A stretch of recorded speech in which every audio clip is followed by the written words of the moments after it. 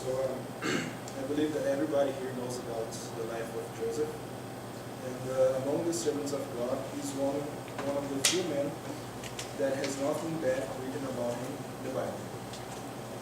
So tonight God has laid on my heart to share with you a few aspects of his life and God's faithfulness and sovereignty in action in his life. So let's pray. Dear Lord, Heavenly Father, thank you for the opportunity to be here tonight, Lord. I just pray that you might fill me, Lord, tonight with the Holy Spirit. And I might bring the word of the Lord and bring the message you want me to bring, Lord, to this people. Please bless our families tonight, those who are sick, Lord, and take care of us. In Jesus' name I pray. Amen. So let's go to Genesis. Brother Andre, you're soft spoken. I'm going to give you a thing. You're soft spoken. Make sure that your voice is so soft. We want to hear you.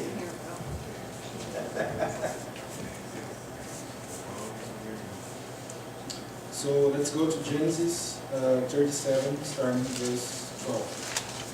Amen. That's a lot.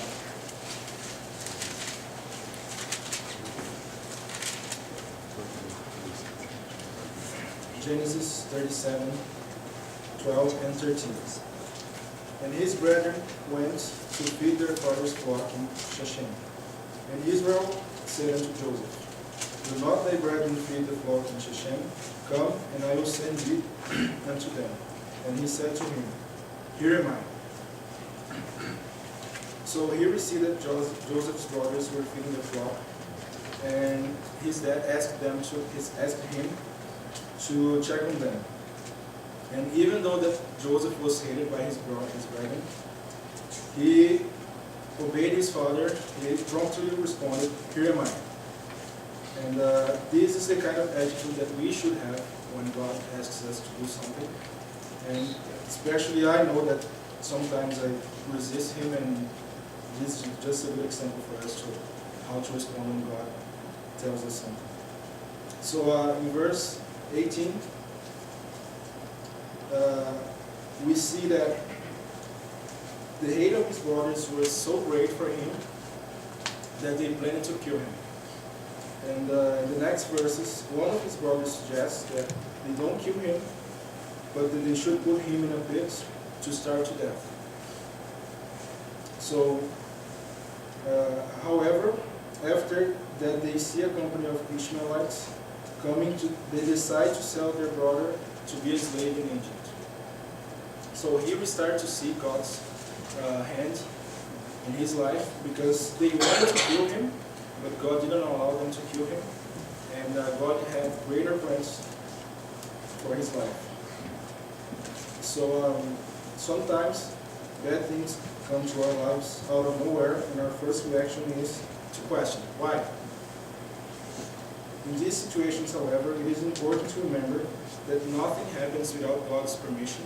That's right. And He has a plan and a purpose for everything in our lives. Amen. So let's go to Genesis 39, verses 1 through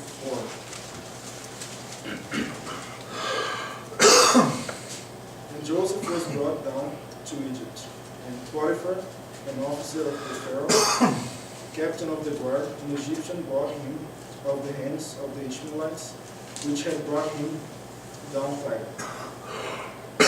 And the Lord was with Joseph, and he was a prosperous man. And he was in the house of his master the Egyptian. And his master saw that the Lord was with him, and that the Lord made all that he did to prosper in his hand. And Joseph found grace in his sight, that he served him. And he made him overseer over his house, and now that he had, he put into his hand. So here we see that Joseph was bought by Potiphar, and there's a couple of things that I want to bring your attention to here. Joseph's reaction to all these bad things that happened to him was not to get angry or bitter or discouraged. At his point in his life, he was still a young man, probably 17, 18 years old. And instead, he worked hard in the place which he was placed by God, which leads us to the next point. In the verse 2, God tells us that he prospered his ways. Even Potiphar was able to notice that God blessed him and his household because of Joseph. So here we see that because Joseph was serving at his house, God blessed even Potiphar and his household. And after becoming the overseer of Potiphar's house, when everything seemed to be going well for him, he gets again punished for something that he's done right.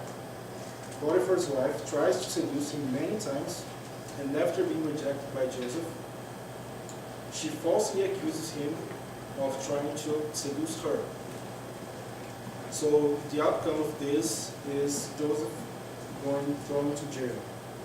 And however, once again, we see that this was God's plan for his life all along, and God had other great things for him.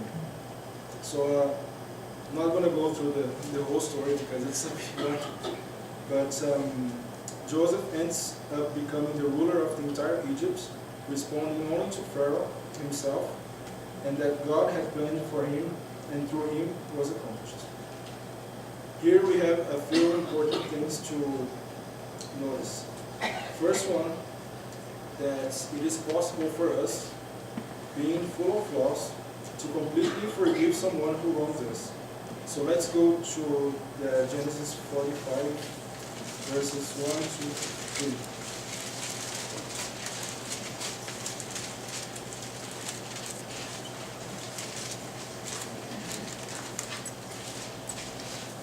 Genesis 45. Then Joseph could not refrain himself before all them that stood by him.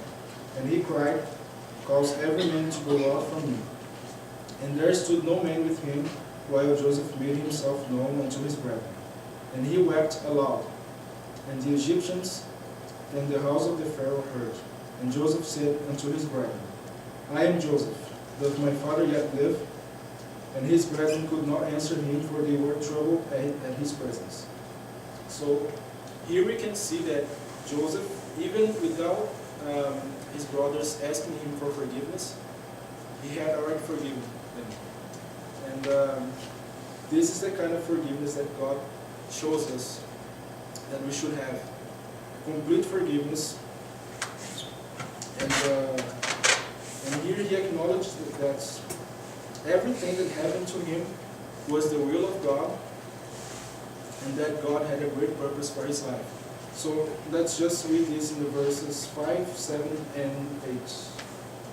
Verse 5. Now therefore, be not grieved nor angry with yourselves, that ye sold me hither. For God did send me before you to preserve life. Verse 7. And God sent me before you to preserve you a posterity in the earth, and to save your lives by a great deliverance. So now it was not you that sent me hither, but God. And he hath made me a father to Pharaoh, and a lord to all his house, and a ruler throughout all the land of Egypt. So point 2 is that God brings down those who are prideful, and raises up those who are humble. When Joseph tells his brothers of the dream he had, this is in Genesis 37, I believe. This dream he has, he sees himself being ruling over his brethren, and they just cannot accept it. They just have a hard heart, and they are too prideful to accept that. But in the end, that is exactly what happens to them. And the last point is that we should always obey God and do the right thing, even if nobody else seems to be doing it, and even if it seems that we are being harmed by doing that.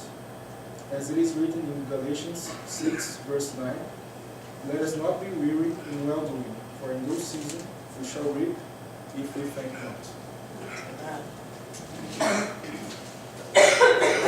get you one more time.